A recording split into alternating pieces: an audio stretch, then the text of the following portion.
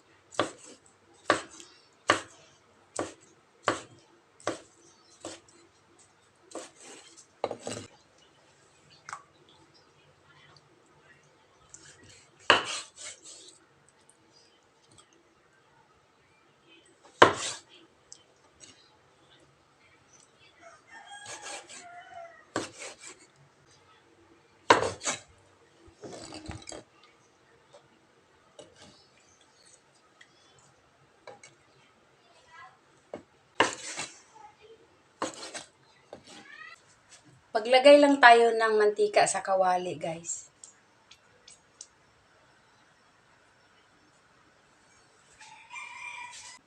Pag mainit na, ilagay lang natin yung bawang.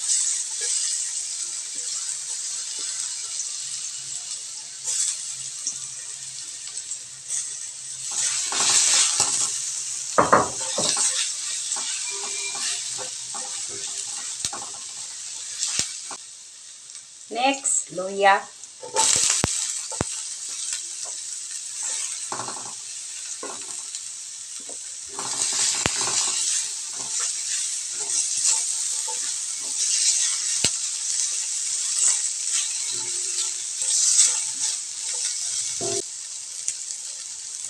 Ilagay na rin natin yung sibuyas.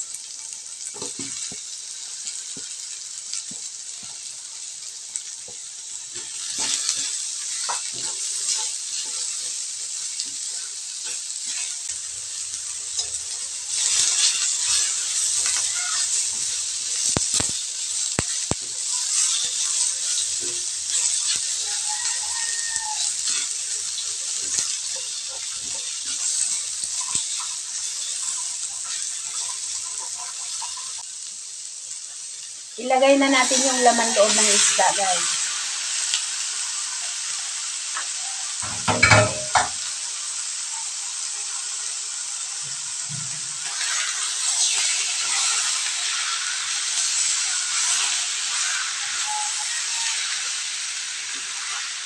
Itong laman loob na to, guys, sa tuna to, kaya malalaki. Ilagay na natin yung paminta, asin, at saka konting litsin.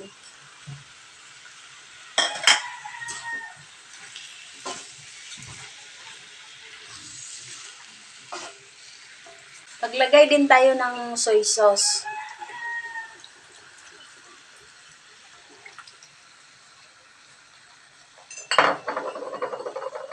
Tapos suka.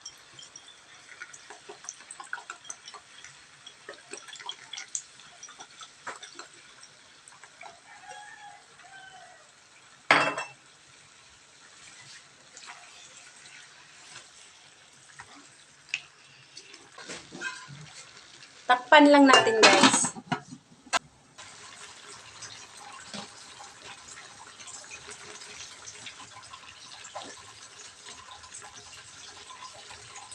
Patuyuin lang natin ang sabaw nito, guys. Saka natin ilagay yung gata. Pag medyo konti na yung sabaw niya, ilagay lang natin yung bell pepper.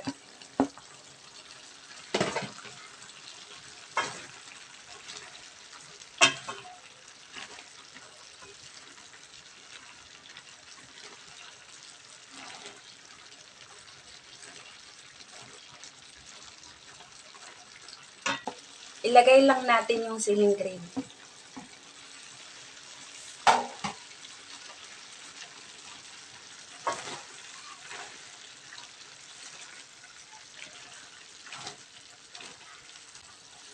Pag ganito na yung itsura niya,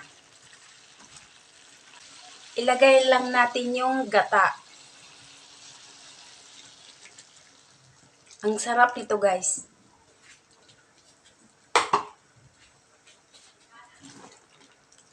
Pwede din lagyan nyo to ng siling labuyo para mas maanghang. Tikman lang natin kung ano ang kulang.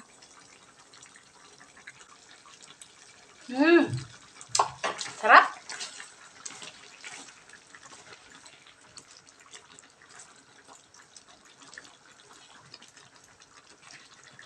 Pwede na to, guys. Ayan na, guys, luto na yung niluto ko. Salamat sa panonood. God bless.